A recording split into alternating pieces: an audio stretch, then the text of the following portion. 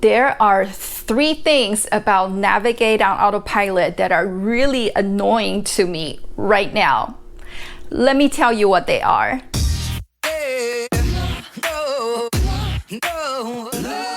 Hi, I'm Joy. Welcome to my channel. If you're new here, I share my Tesla Model 3 owner experience to help new and future owners learn more about this car. If you find my videos helpful and informative, please consider subscribing.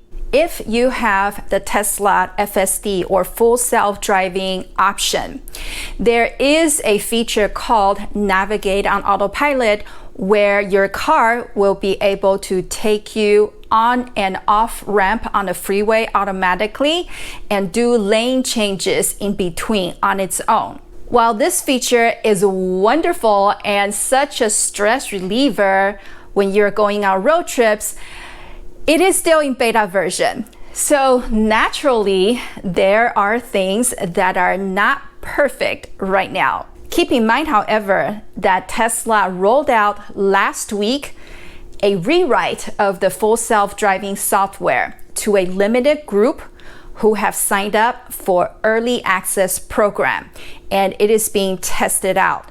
So if everything goes well, my complaints hopefully in the next several months will become invalid. The first annoyance to me is that when the car is starting to change lanes from the faster moving lane into slower moving lane and preparing itself to exit the freeway, oftentimes it would slow down really drastically and try to get behind a much slower moving car and try to change lane behind this car when there is a huge gap ahead of this car, and Autopilot could have more intelligently sped up and get in front of this much slower moving car and do lane changing that way.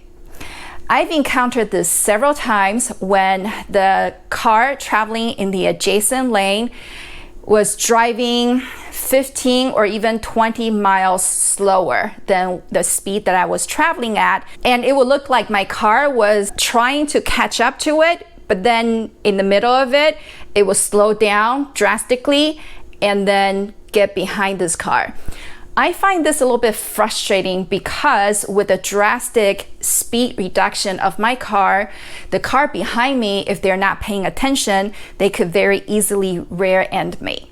So I'm hoping with the rewrite that my car would see that there is actually a gap ahead of this much slower car so that it will speed up and then do the lane change in front of this car. Until my car becomes smarter, the current remedy for me is that when I encounter a situation like this, I just put my foot on the accelerator to get ahead of that slow moving vehicle and then allow Navigate on Autopilot to do auto lane change. The second annoyance sometimes happens in conjunction with the first one that I mentioned, and that is a lot of times when I do not want to do lane changes just yet, and that lane change confirmation shows up on the screen and my blinker is going on its own, I tap on the screen or use my signal stalk to cancel that confirmation. 2 to 3 seconds later, the same confirmation comes back up, and I have to keep tapping on the screen and use the signal stalk to cancel that confirmation. It would repeat itself twice or 3 times, and it's quite annoying. I'm sure when this happens, the cars around me or behind me would think that something is wrong with me because the blinker would come on and it would go off, and then it would come on and it would go off like 3 times. So I am hoping that there is a way for Tesla to recognize that, hey, the driver is not ready to do the lane change just yet. Then just cancel that confirmation and wait for like another 30 seconds or a minute before that confirmation comes back on if the car is not following the route then. The third annoyance with Navigate on Autopilot right now is that when the car is trying to do auto lane change, it only sees the lane right next to you. It doesn't see 2 lanes over and what the car 2 lanes over is doing. This has happened to me a few times when the lane next to me is wide open. So the blinker started going and the car is trying to move itself into that lane.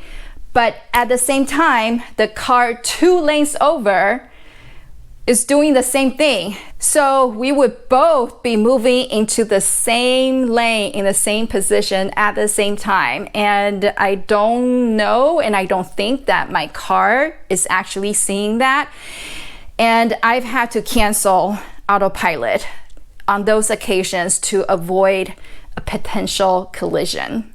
With that said, I am really hoping that the new FSD rewrite will solve these issues to make our Teslas a lot more intelligent on the road and would behave a lot more like human drivers in order to avoid potential accidents.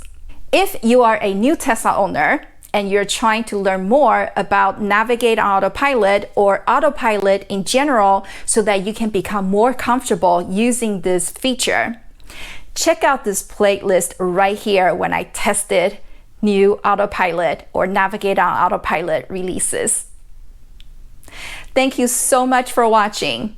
Don't forget to subscribe if you haven't done so. I will see you next time, and God bless you.